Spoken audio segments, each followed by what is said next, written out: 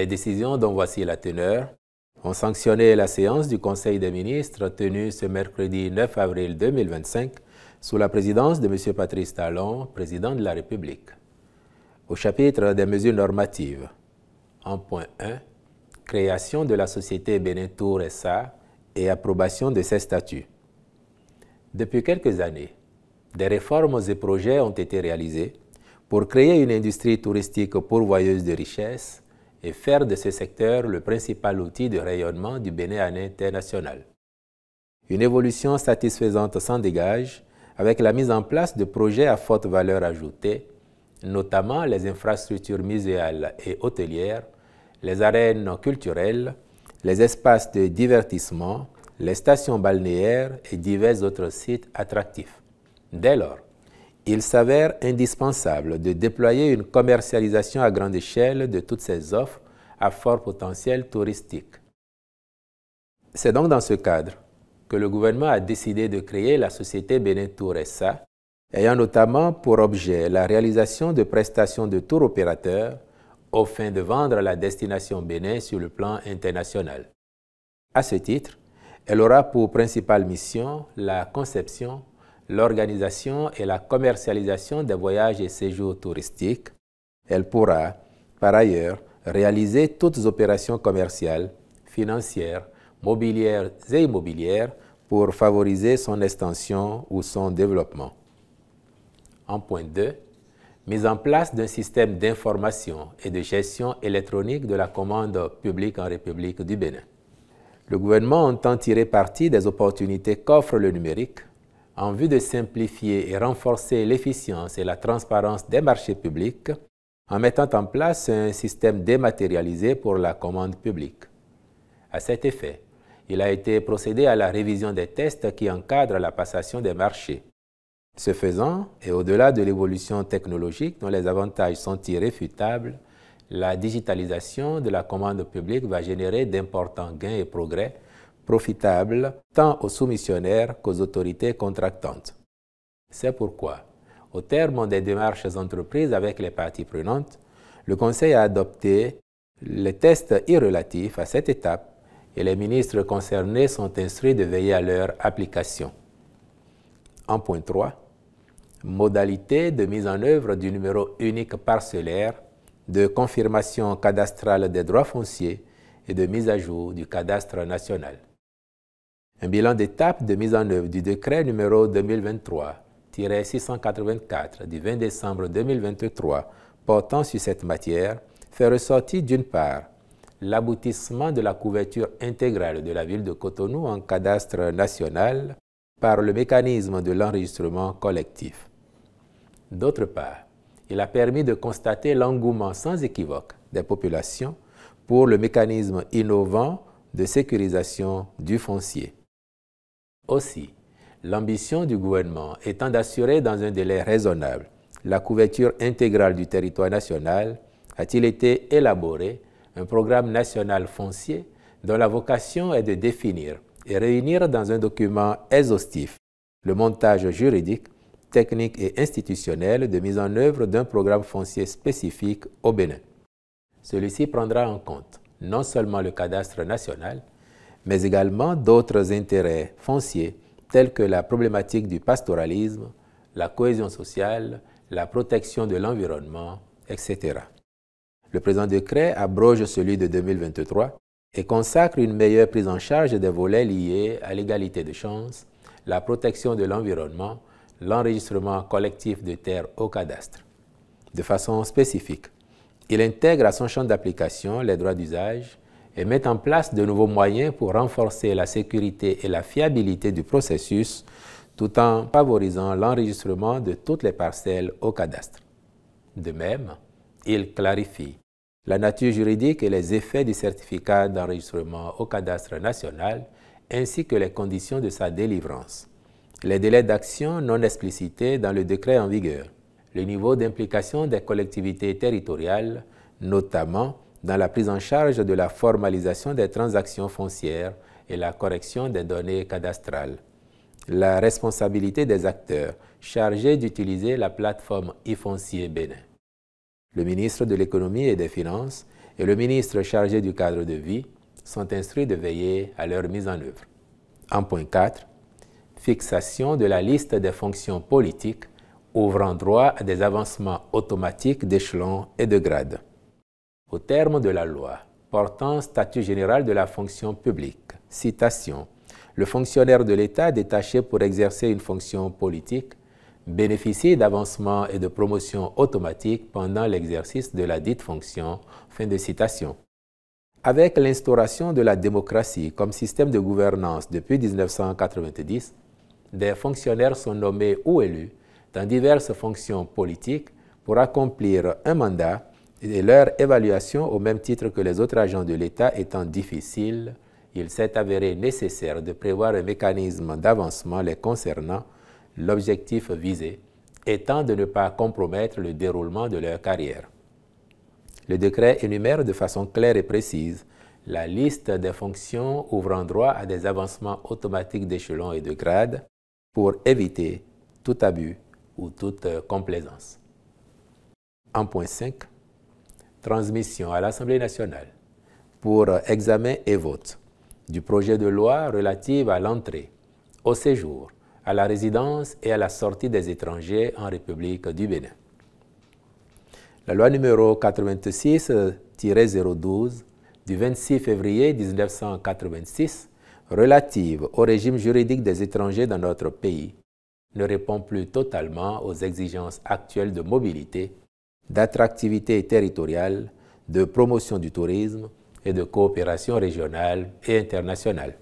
En effet, depuis l'adoption de celle-ci, il y a eu des avancées significatives dans plusieurs secteurs de la vie sociale, économique et politique. C'est pourquoi il est apparu pertinent d'engager la refonte complète de la loi en vigueur afin de mettre en place une législation moderne, équilibrée et cohérente relative à l'entrée, au séjour, à la résidence et à la sortie des étrangers. Les ministres concernés veilleront à l'aboutissement de la procédure législative y relative.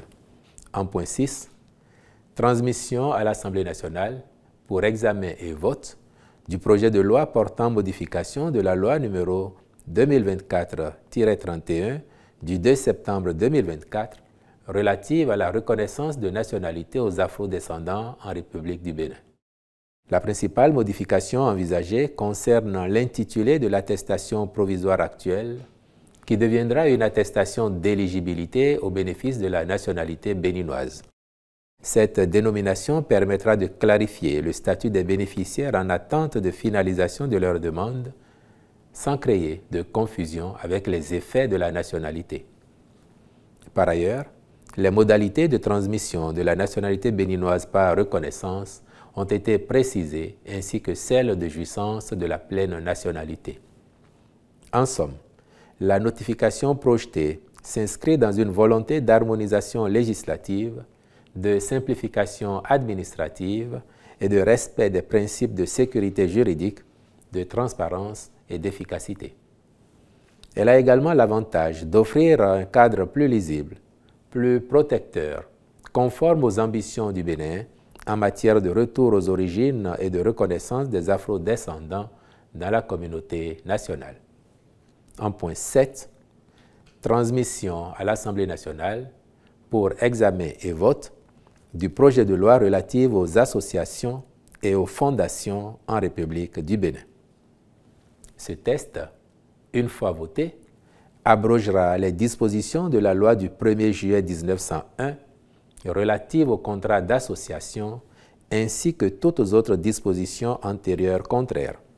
Il vise à actualiser le cadre légal existant afin de réduire les ambiguïtés juridiques, rendre conforme la réglementation en vigueur aux défis actuels et créer les régimes adaptés à chaque type d'association et de fondation.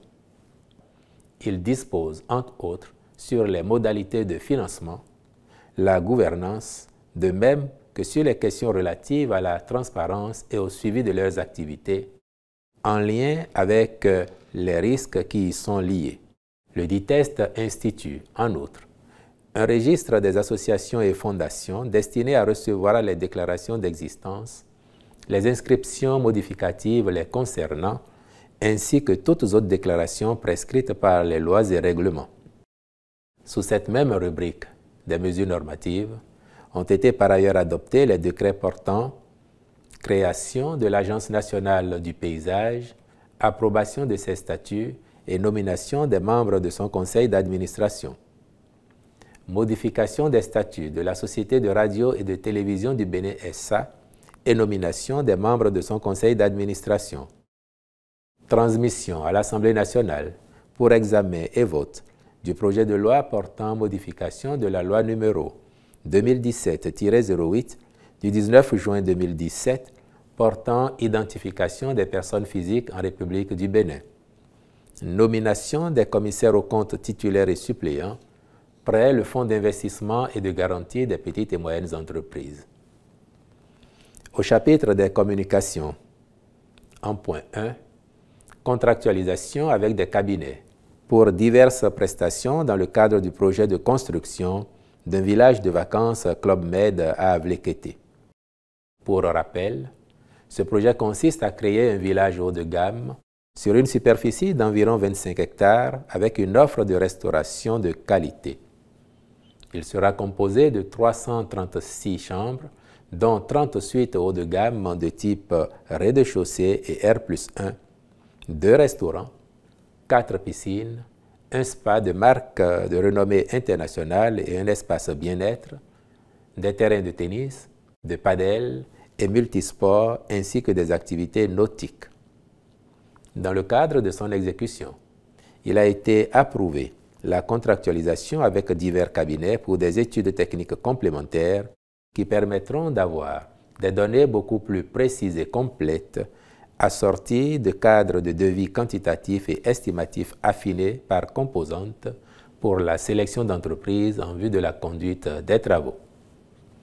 En point 2, contractualisation avec diverses sociétés dans le cadre du projet de construction de l'hôtel de ville de Porto Novo.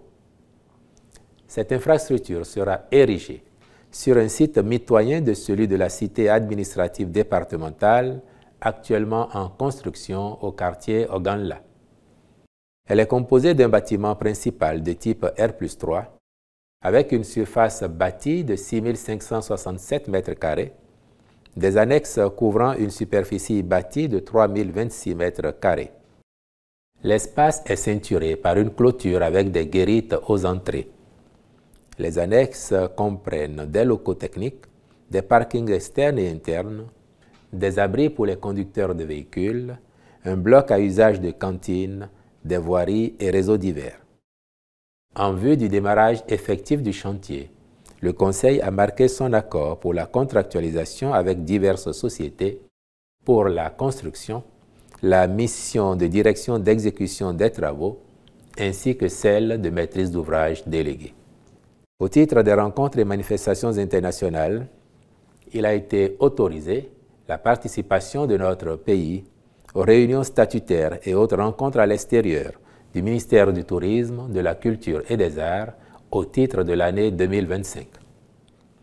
À la 17e édition du Salon international de l'agriculture du Maroc, du 21 au 27 avril 2025 à Meknès.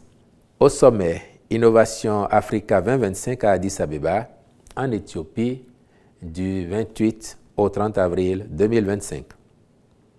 À la 92e session générale de l'Assemblée mondiale des délégués nationaux de l'Organisation mondiale de la santé animale à Paris, en France, du 25 au 29 mai 2025, ainsi que l'organisation à Cotonou, du 6 au 8 mai 2025, de l'atelier régional sur l'échange d'informations et la coopération en matière de sécurité nucléaire en Afrique de l'Ouest. Enfin, au chapitre des mesures individuelles, les nominations ci-après ont été prononcées au ministère du Tourisme, de la Culture et des Arts. Directeur de cabinet, M. Jacques Évrard Charles Aguiadaho. Directeur adjoint de cabinet, Mme Gladys Gandaho. Conseiller technique au suivi des réformes et des projets, M. Folahan Médar Latunji. Directeur adjoint de la planification, de l'administration et des finances, M. Abel Serge Akoha. Directeur national de la culture, M. Gompasunon Ahmed Bionigan. Directeur du patrimoine culturel, M. Jimmy Djifa Eda.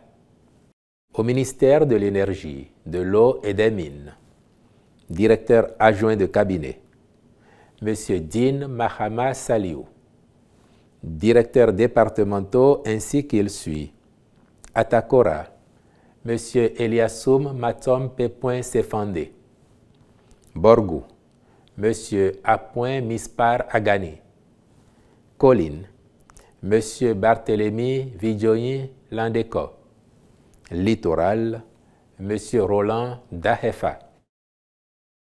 Au ministère des Affaires sociales et de la microfinance, directeur général du Centre d'assistance psychiatrique et d'accompagnement des personnes en situation de mendicité, M. Boris Fidel Senankman Degan.